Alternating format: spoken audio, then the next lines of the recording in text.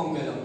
Slope intercept form होता है y mx c, इसको बोलते हैं हम लोग स्लोप इंटरसेप्ट फॉर्म। इस फॉर्म में लाने के लिए मैं इसको अगर चेंज करूंगा तो मेरे पास हो जाएगा dy -ax c, y कितना हो जाएगा तो -a/b x plus -c।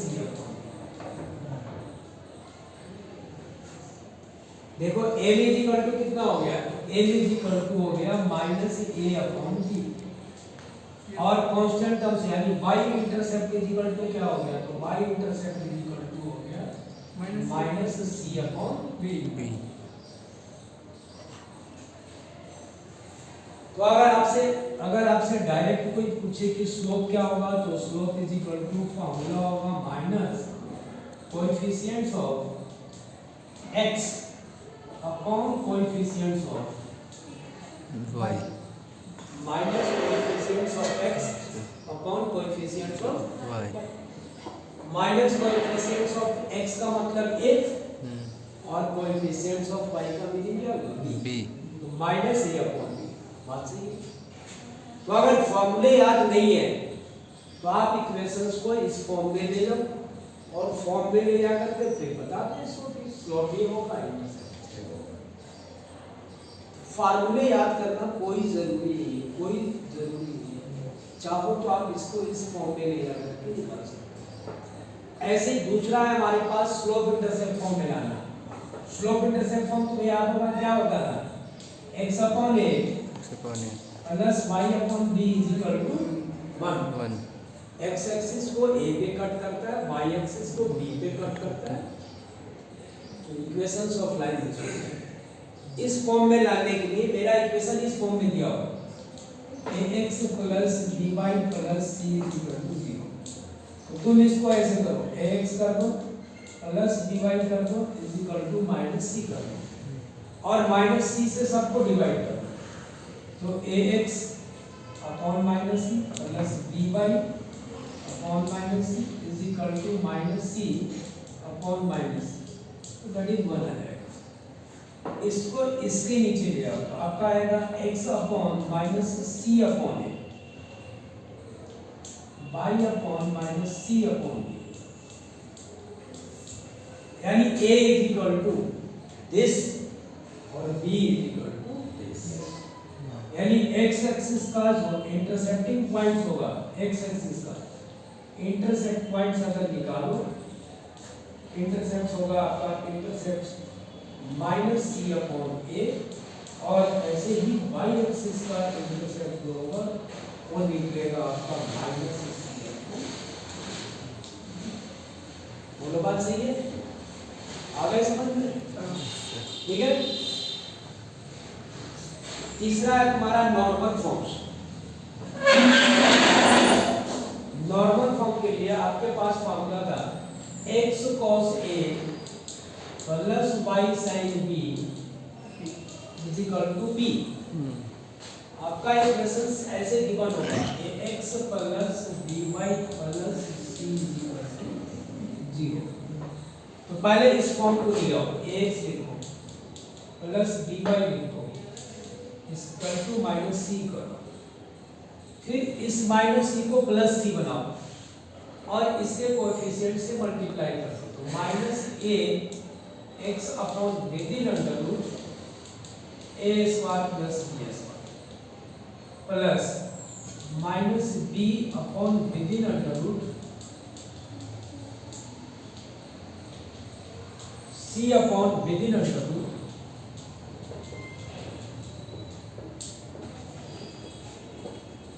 Right है। क्या किया मैंने, coefficient within under root coefficients of x square plus y square से तीनों को डिवाइड कर दिया और साथ साथ माइनस का साइन से भी डिवाइड कर दिया। यहाँ माइनस नहीं होना चाहिए, यहाँ क्या होना चाहिए, प्लस होना चाहिए, क्योंकि p जो होता है हमेशा पॉजिटिव होता है, वो डिस्टेंस p हमेशा डिस्टेंस है ओरिजिन से परपेंडिकुलर डिस्टेंस जो होता है दैट इज कॉल्ड p होता है। नॉर्मल वाले का जो हम लोग डायग्राम्स बनाए थे ये था थीटा या अल्फा जो भी बोलो दैट इज द p और x और y का इंटरसेप्टिंग पॉइंट्स था। तो हमारे पास बन गया, एक तो बना ये, दूसरा बना ये cos थीटा यानी cos a is equal to, अब इसका कुछ नाम ले दो, cos अल्फा कर देते हैं, cos अल्फा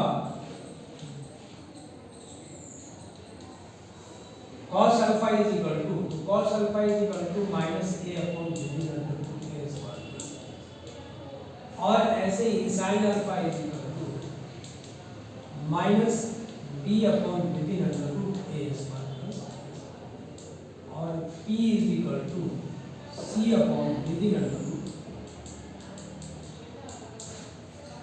अब cos अल्फा का वैल्यू तुम्हें पता है कि किस क्वाड्रेंट में नेगेटिव होता है, किस क्वाड्रेंट में पॉजिटिव होता है। तो नेगेटिव और पॉजिटिव है, पॉजिटिव जैसे अभी हमें दिखाई दे रहा है कि दोनों में नेगेटिव है, दोनों नेगेटिव का मतलब थर्ड क्वाड्रेंट में जाना, थर्ड क्वाड्रेंट में cos की वैल्यू जो होती है वो नेगेटिव होती है, इसकी वैल्यू नेगेटिव है। क्लियर हो गया? ये नेगेटिव आएगा तो दैट मींस ये भी जितने डिग्री आएगा उतने डिग्री दोनों में वैल्यूज को पुट अप करना।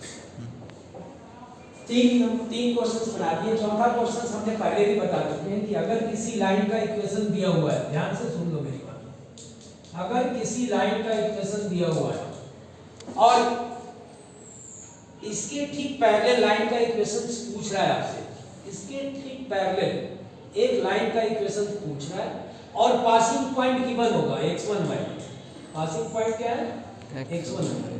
तो पैरेलल लाइंस का जो इक्वेशंस होगा वो आपका आ जाएगा ax1 plus by1 ax plus by plus c के जगह पे x1 और y1 की वैल्यूज पुट अप कर करके c का वैल्यू निकल जाएगा। जब c की वैल्यू निकल जाएगा तो फिर इसी का वैल्यू इसमें पुट अप कर देंगे, राइट है? तो पैरेलल इक्वेशंस फाइंड आउट हो जाएगा।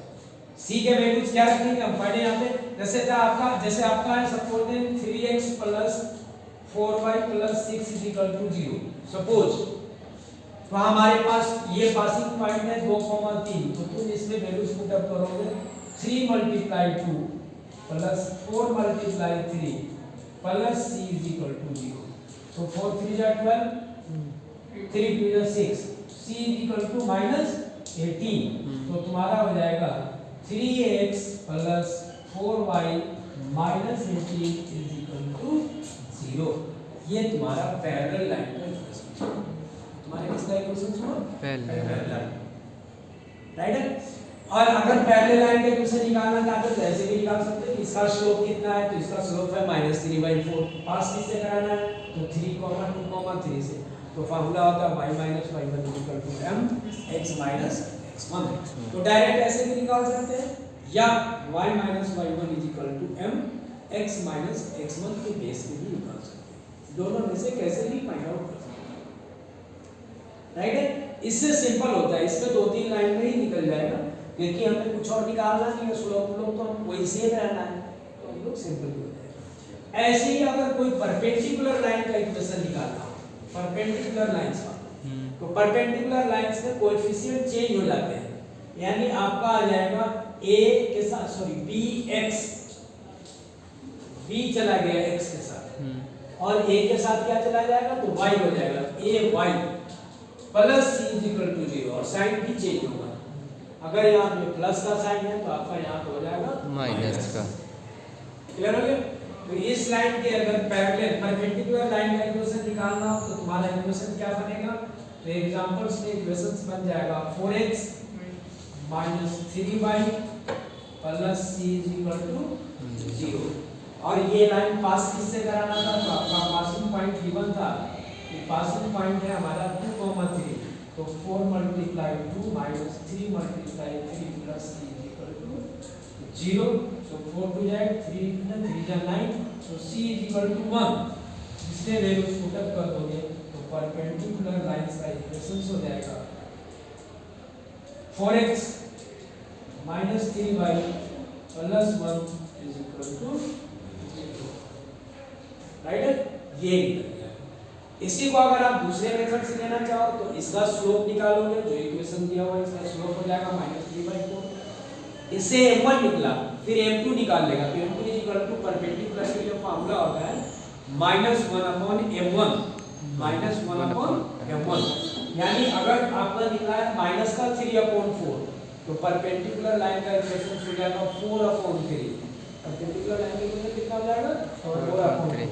तो 4/3 वैल्यूज पुट अप कर देंगे और प्लस c का वैल्यू पुट अप कर देंगे, जो भी होगा वो सॉल्व करके क्लियर हो गया। इस टाइप से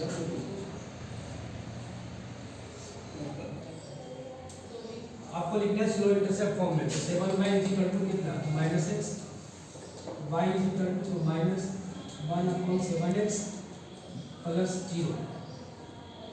राइट, स्लो इंटरसेप्ट फॉर्म हो गया। इसमें m इज इक्वल टू कितना, तो -1/7 और y एक्सिस को इंटरसेप्ट कर रहा है कितने पे, इंटरसेप्ट कर रहा है किस पे, तो 0 पे। राइट, ऐसे ही सेकंड नंबर क्वेश्चन को और देख लो। सेकंड नंबर है 6x plus 3y, 6x plus 3y minus y is equal to 0। तो 3y इज इक्वल टू कितना हो जाएगा, तो -6x प्लस 5 हो जाएगा। y इज इक्वल टू कितना होगा, तो -6x/3 प्लस 5/3।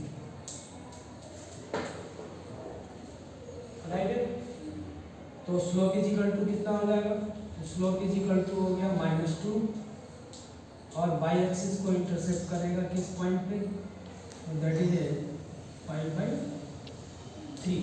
चेक करो, ठीक है।